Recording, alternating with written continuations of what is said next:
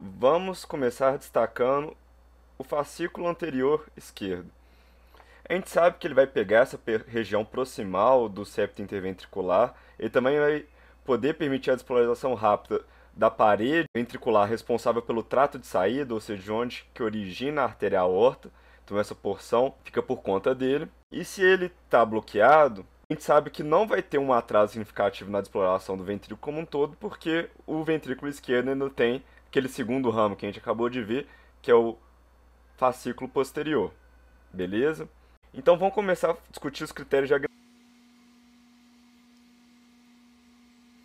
Pelo que eu acabei de falar, o primeiro e um dos mais importantes para a gente diferenciar esse tipo de bloqueio dos demais é que o QRS ele tem que ter menos de 120 milissegundos. Ou seja, para a pessoa despercebida, ela pode achar que até o complexo QRS está normal, porque ele vai estar curto, uma vez que o fascículo posterior ele vai estar conseguindo despolarizar a parede livre do ventrículo esquerdo e as demais regiões inferiores. Mas qual que é a grande diferença? E pega esse conceito para usar nos demais tipos de bloqueio. A região bloqueada, a que tem que fazer uma despolarização célula a célula, na hora que ela for manifestar, na hora que ela despolarizar, o resto do coração já vai ter manifestado muito eletricamente. Então é como se ela tivesse uma despolarização sem oposição, sendo que a resultante elétrica aqui não vai estar brigando com a resultante das demais regiões do coração. Então no eletro eu vou ver que, ao contrário do normal, que a principal resultante é vindo de cima para baixo, da direita para a esquerda, nessa direção, agora essa região aqui vai ter que ser despolarizada depois. Então eu vou ter resultantes apontando no caminho inverso. Ou seja, o fascículo posterior vai despolarizar aqui rápido, e depois que ele despolarizar aqui rápido, ele vai mandar para cima. Como é que eu faço para ver esse evento acontecendo no eletro? A gente tem que ir em AVL ou em V5 e V6, mas eu recomendo AVL mesmo, que é o mais clássico, e avaliar a deflexão intrinsecoide. A deflexão intrinsecoide é o tempo desde a primeira deflexão até o ponto da onda R. Então seria esse intervalo aqui. Seria a nossa deflexão intrinsecoide. Ele vai estar alterado, e o valor de referência da deflexão intrinsecoide é maior que 45 milissegundos. O que essa deflexão intrinsecoide fala para a gente? Ela reflete o tempo que leva para despolarizar desde o endocárdio até o epicárdio de todo o ventrículo esquerdo. Esse tempo ele vai estar prolongado, ou seja, está demorando mais para o ventrículo esquerdo despolarizar como um todo. Por mais que, se eu pegar o coração inteiro, todos os dois ventrículos, o tempo esteja normal, eu ainda tenho um aumento do tempo da despolarização do ventrículo esquerdo. O nome disso é deflexão intrinsecoide, e eu vejo isso na derivação AVL preferencialmente. Mas as derivações muito à esquerda, como V5 e V6, eu também posso usar. O terceiro critério tem a ver com o que a gente estava falando. Como essa porção despolariza sem oposição, a resultante final do complexo QRS, que é o que define o eixo para a gente, vai ficar o contrário do normal. O normal a gente sabe que é de cima para baixo, da direita para a esquerda, porque a esquerda tem mais massa e o impulso surge aqui em cima. Mas agora, como essa massa cardíaca vai ser despolarizada depois sem oposição, eu vou ter um eixo muito para a esquerda, um eixo que vai de baixo para cima e da esquerda para a direita. Então, a resultante do meu eixo, e isso varia um pouco da literatura, vai ter que ser entre menos 45 ou menos 60. Isso daqui varia entre a literatura, se começa no 45 ou no menos 60, até menos 90. Lembra que o normal a gente deixa ir até menos 30? Eu vou recolocar daqui a pouco o círculo para a gente lembrar. Mas o normal é até menos 30. Se passar de menos 45 ou menos 60 e for até menos 90, juntando com esses critérios, a gente dá o diagnóstico de bloqueio fascicular anterior. Agora, se você achar isso daqui muita informação para lembrar, siga um conselho que eu dou para vocês. Lembra que eu falei que o fascículo anterior também inerva aqui o septo interventricular? O normal do septo interventricular é ir da esquerda para a direita.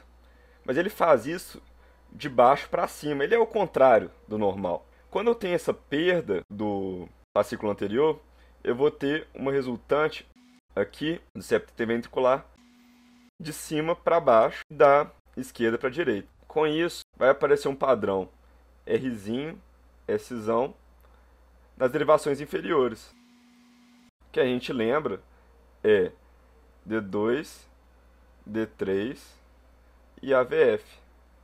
O Rzinho vai ser positivo porque esse impulso do septo, que é o primeiro a aparecer, eu vou mostrar no elétron, vai estar indo para baixo, que é onde faz ser positivo nas derivações inferiores. O Szão, porque o efeito final do complexo QRS vai ser indo para a esquerda, que é essa outra seta azul aqui.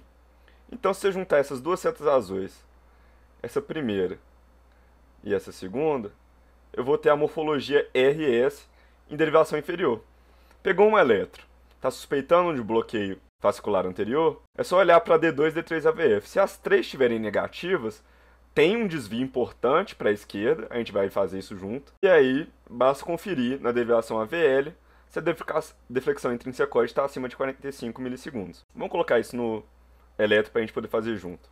Então vamos começar com D2. A gente sabe que D2 é aquele que aponta para 60 graus, ou seja, a ponta da seta vai estar para baixo, impulsos que vão em direção à ponta da seta causam deflexão positiva, impulsos que vão contra a ponta da seta causam uma deflexão negativa. Se o QRS aqui do lado fosse por algum motivo isoelétrico, ou seja, uma linha reta, ou então tanto para cima quanto para baixo, não é o caso, mas se fosse, a gente sabe que o impulso ia ficar 90 graus, exatamente 90 graus entre esses. Então, ia passar entre o menos 30 e o 120. Vamos representar isso. Então, vamos juntos. Aqui é bem claro que eu tenho mais negativo do que positivo. Então, está apontando contra a minha ponta de seta. O eixo desse paciente só pode estar na região que eu marquei aqui. Por quê? Se fosse positivo, teria que estar na porção que aponta para a seta. Como está predominante negativo, tem que estar aqui na região que é contrária à ponta da seta. Então, o eixo, por enquanto, eu não sei exatamente quanto está, mas ele está entre 120 positivo e menos 30. Então, ele vai estar aqui. Vamos colocar aqui em cima, entre 120 e menos 30. Então ele pode ser muitas coisas ainda, inclusive um grande ponto que não seria diagnóstico de bloqueio fascicular anterior esquerdo. Vamos colocar a próxima derivação. Fazendo a mesma lógica, D3 a gente sabe que é a derivação que pega do 120 ao menos 60. Então, colocando ela aqui, a ponta de seta é para baixo, é uma derivação inferior. Colocando a linha preta novamente para representar, caso fosse iselétrico, se fosse uma linha reta ou igual positivo para negativo, o eixo estaria 90 graus daqui. 120 menos 90, 30. 120 mais 90, 150. Então aqui a gente vai colocar de novo a questão do eixo. Como está muito mais negativo que positivo, sem sombra de dúvida, está nessa região aqui de cima. Então ele está entre 30 e menos 150. Agora vamos colocar, o VF é um dos mais fáceis, ele pega exatamente os 90 graus. A ponta de seta é para baixo, ele é uma derivação inferior, e os 90 graus dele é aqui, entre 0 e 180. Como ele está negativo, por consequência, meu eixo está aqui em cima. Aqui ficaria entre 0 e 180. Segue a mesma lógica que a gente já viu. Ele pega exatamente entre 0 e 180, e a ponta de seta dele aponta para a esquerda do paciente. Se está positivo, tem que estar do lado de cá, ou seja, entre menos 90 e 90. Agora vamos fazer a VL. A VL vai dar duas informações para a gente. Vai terminar de fechar a resultante, para falar que está entre menos 60 e menos 90, e vai permitir a gente calcular a deflexão intrínsecoide. A VL é a primeira que aponta para a esquerda, essa daqui que a gente falou, e ela pega entre 30 e menos 150. Então, nessa direção. Se a gente colocar 90 graus das duas, a gente vê a linha isoelétrica, então seria entre menos 60 e 120. Como esse daqui está positivo, ele vai em direção à ponta de seta, então está para cá.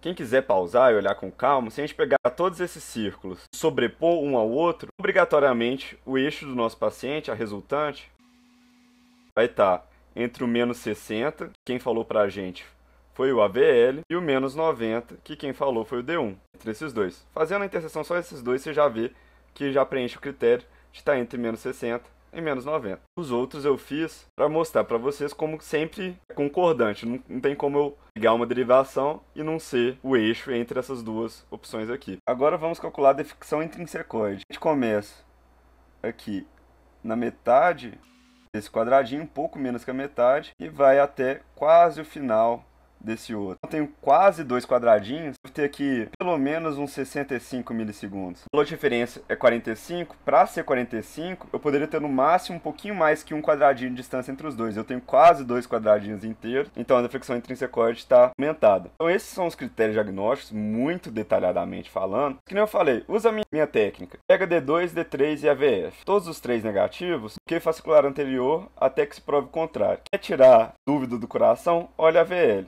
Se a deflexão intrínsecoide está acima de 45 milissegundos, fechou, é bloqueio fascicular anterior. Como uma pessoa muito chata, se quiser ver mesmo que está tudo certo, você tem que confirmar que D1 tem que estar positivo. Então, beleza? Para a vida, então, as derivações inferiores, todas negativas, porque o impulso agora, a resultante do impulso, que não vai ter oposição mais, vai estar para cima em vez de estar para baixo, que é o normal. Obrigado por assistir. No próximo vídeo eu vou falar bloqueio fascicular posterior.